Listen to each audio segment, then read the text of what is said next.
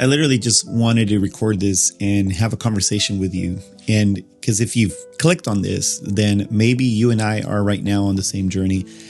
And I think I have some thoughts I want to share that might be helpful for you as you're figuring out what that looks like. And so this whole video is about falling back in love with the creative process. And I'll give you a quick background. For the past 17 years now, I have been creating content and have had clients and have started side businesses and side hustles. And currently 2-3 years ago, became a business partner to a world-renowned motivational speaker. And he's also a New York Times bestselling author. And somewhere along the way, and maybe you're in this same process right now, the loving what I was creating fell out. Like I fell out of that love and I went into, I'm trying to remember, when did it turn into a grind? When did it shift in my mind that, oh, this is no longer fun or a passion, but it's more of a process for results or for outcome or income in this case. And maybe, just maybe, income was the thing that shifted. So I have some questions I wrote down. Like, do you remember when creating used to fill you up? Like when did it start for you to feel like a grind? And again, if you are a Christian creative, a Christian entrepreneur, or just an entrepreneur altogether, and someone who has that creativity, but at the same time you realize I have to make an income. And something that was very helpful for me recently was hearing a man by the name Rick Rubin, and maybe you're familiar with him, say something like around the lines like, well, if you have to get a job to support your passion, then that's okay, then do that. Obviously, he's lucky that his passion is his job in this case, right? And he's done a great job at not losing it from what it looks like. And I'm in this process. I'll show you something. I'm in this process of falling back in love with that creative process, the creativity of things. And to the point where I created this a few weeks ago while I was on a business trip to Texas. And I started writing down my thoughts as to what is creativity to me.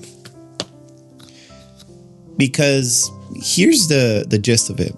We're living in a day and age now where we call people content creators, but content creators aren't creatives necessarily.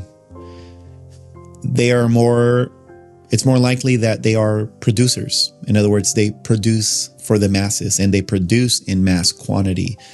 And personally, I won't say which business or influencers out there, big name people, they boast about how much content pieces they put out a week. And I get it. Maybe they just do love the money and the grind in the business, but that fell out of place for who I was. Still does. It fell out of place for what I actually want in life and what I actually want to do and what I want to build. And it's more of I want to do something that I love and that I'm passionate about. And at the same time, I want to do something that is going to be able to inspire and impact somebody. And then if it inspires and impacts somebody in light of knowing Jesus somehow, then I definitely want to do that. But to mass produce just to produce, I don't want to do that. I'll tell you why.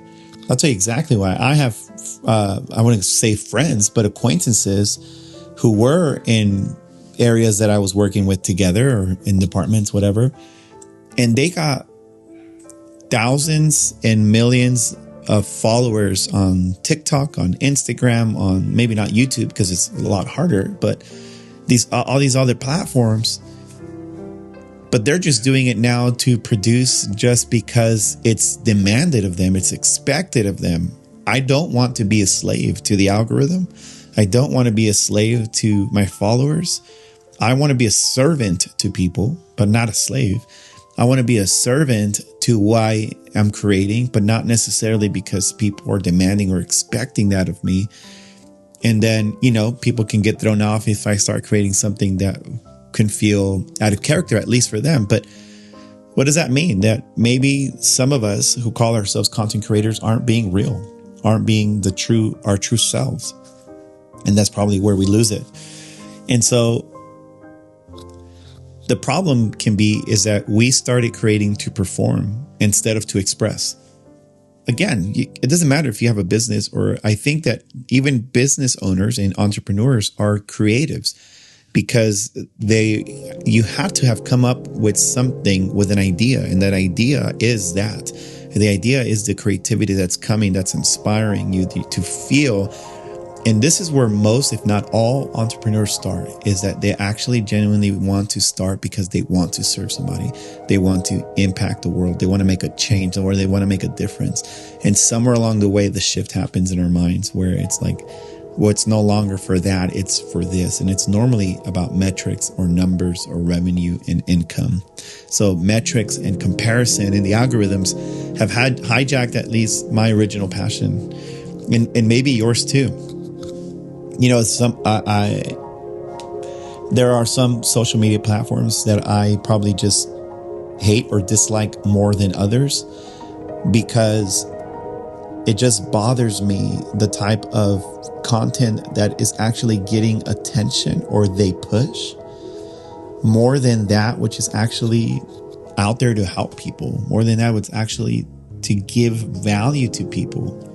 And then, you know, we have short reels, let's say, of these types of videos, a talking head video, and we call it creative, but it's not necessarily creative. It's not creativity. It probably just took somebody feeling something that they're passionate about and sharing it, but it's not necessarily so much a creative thing in the sense of it's art. Or, however, I will say that what I wrote down in that paper of what I think creativity is, then maybe it is creative, is the things that make you reflect, make you ponder on life, make you evaluate where you are, make you feel something, make you stir up emotions, make you even go back to the past in some way, maybe bring up some nostalgia in you. And then in that case, yes, you could be creative in that sense. So let's talk about what the creative process actually is. It's not necessarily the final product, because we're talking about a process. And my hope for you, as it is for me, is to fall in love again with the process. I'll give you this really quick story. I've had a film camera. This is my brand new film that I just bought, but I've had a film camera for a bit now. And the thing that holds me back from taking film photos is, one, I have fallen in love with I just want to see it now as soon as I take it, right? Because I have my phone, I can do that. But then also the laziness behind, like, I live in Atlanta and I have to drive an hour out to the nearest film developing boutique shop to get it developed, to get it scanned, and then to have it show up in my email so I can finally look at the things. Until recently, I finally bought my home kit to develop my own film at home, and it was incredible. I was so shocked that I did it all in my first take after seeing a few tutorials. It took me about 3-4 days to watch the tutorials of the chemical process, of the developing process of adding the film to the spool and all that, and then scanning and digitizing it on my computer on Lightroom. I fell in love with it. And to the point where before I started, I was thinking, there I was again in the grind. I was thinking to myself, like, maybe I can turn this into a business. Like, maybe people don't have to drive out an hour from where I'm at to go there and get their film developed. Maybe they can do it here. And it could be manual labor, like handcrafted, basically, film developing. But then when I was finished with my first roll, my wife said the same thing. She's like, you can monetize this. Like, you can make, and she was being very kind about it. And it hit me. Like, I told her, I think I enjoy it too much that I don't want to make money off of it. I actually enjoy it enough that I don't want to monetize it. I just want to keep it where it's at right now, in my heart, in my mind, and just the enjoyment and being down here in my basement and just being alone and with, whatever is playing in the background. And I just loved it. And so going back to it, what's the creative process? It's not the final product. It wasn't when I finally had one of the photos of my sons on my computer and it was revealed to the color and everything that it was supposed to be.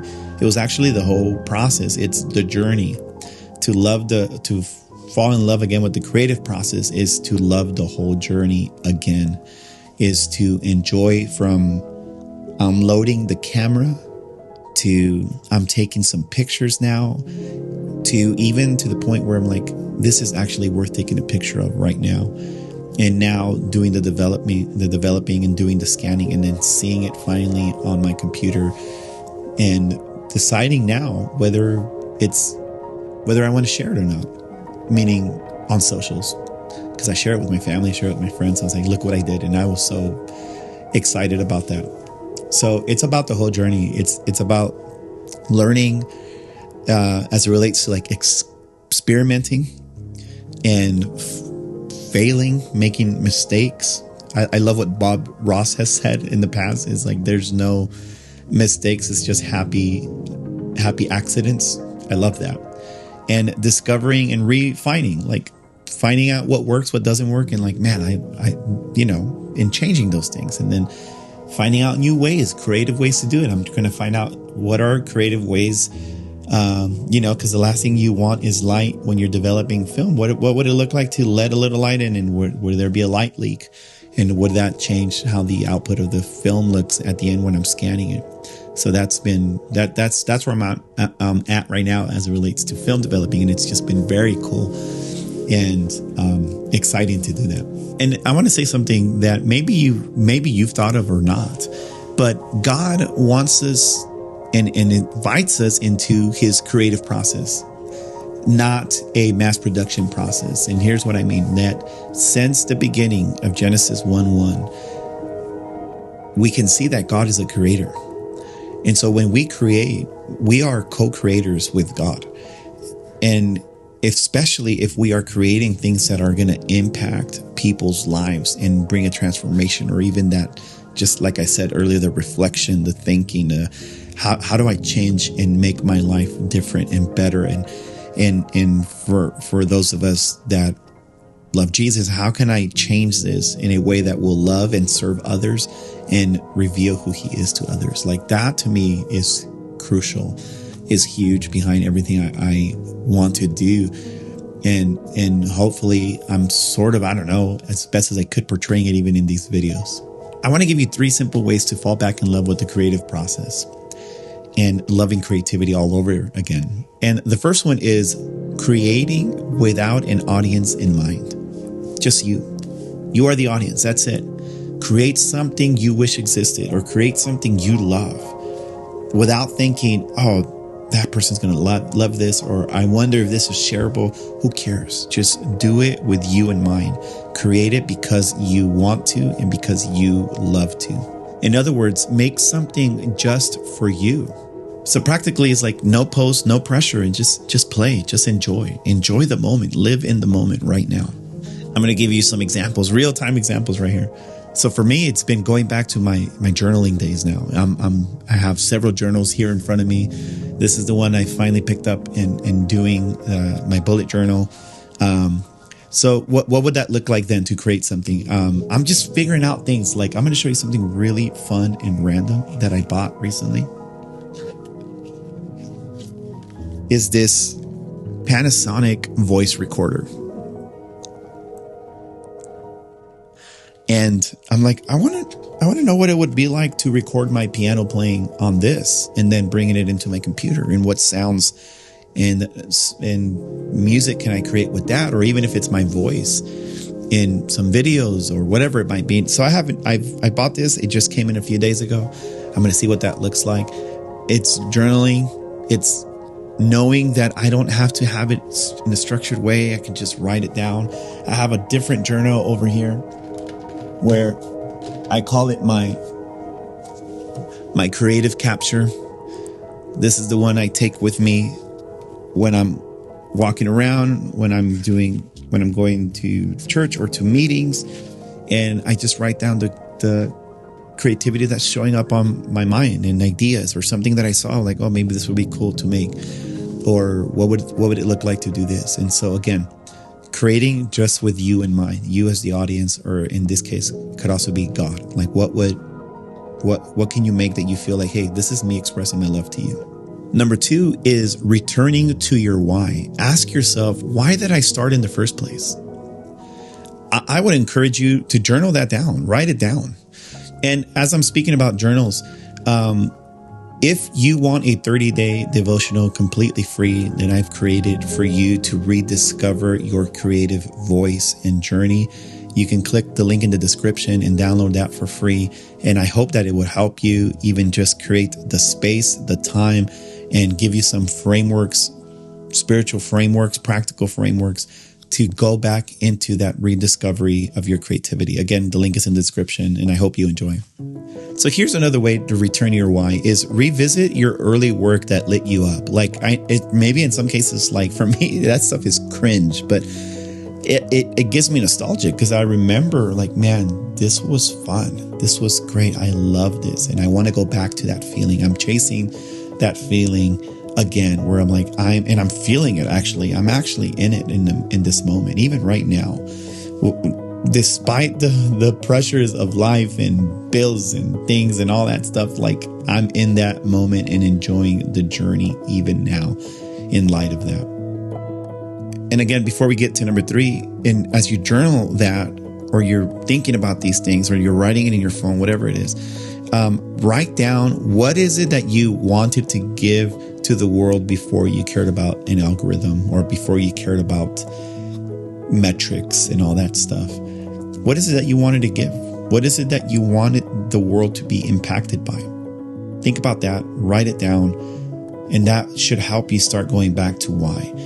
And it would actually even be helpful to have it somewhere visually so you can go back to it and be like, okay, this is why. Whether it's on the fridge, if that's a common place you visit every day in your house, like, this is my why. I want to go here. I want to go here. And maybe you have other whys. For example, I have whys in the past of like, man, I just love this. I love creating. I love making people think and so on. But now I have a different why. Like, I love it because I have kids and I want my kids to enjoy creativity. I want my kids to enjoy just being free and just enjoying the process and knowing like, hey, it's okay to make mistakes. At the end of the day, if you made a mistake, enjoy it. There's a way to enjoy all that stuff. And number 3, and I think this one's going to be really hard for some of us and maybe for you, but I actually enjoy it, is actually celebrate the mess. Simply put, is progress over perfection. Stop chasing perfection. You know, we've fallen for this lie that practice makes perfect. Okay, let me ask you this. We've been saying that for decades, right? For years. Who's perfect? No one is perfect. There are only people who have gotten better at their craft, but they're not perfect. Even in my opinion, the GOAT of basketball, Kobe Bryant, was not perfect. It's not like he made every single 100% of his shots. He just got really better because he practiced and because he put in the time. And at the same time, as you're doing that and he's realizing those things, and maybe you, whether it's painting, whether it's you creating products for people, whether it's you taking film photography or making videos, whatever it is, enjoy it. Enjoy the process. Enjoy the mess. And then you realize, oh, that worked amazing. I'm going to do that again. Or maybe I didn't like that and go back to it. And you know what would even help is, if you care to, even more than the final product, share your process. Share the behind the scenes as much as you do the polished post. I think that's why I'm personally tired of Instagram and tired of social media altogether, is because we have a pressure of wanting to post what is great and good, but we forget that we're human. There's error in the midst of all that, but all we want to do is share the what's it called? The polished post, the content, the final piece, or like, here's this really funny video of our marriage or our couples, but behind the scenes, like, their marriage is a flop. Like, it sucks. They're not actually happy, or the wife isn't happy, or the husband is like, I don't know, in another planet.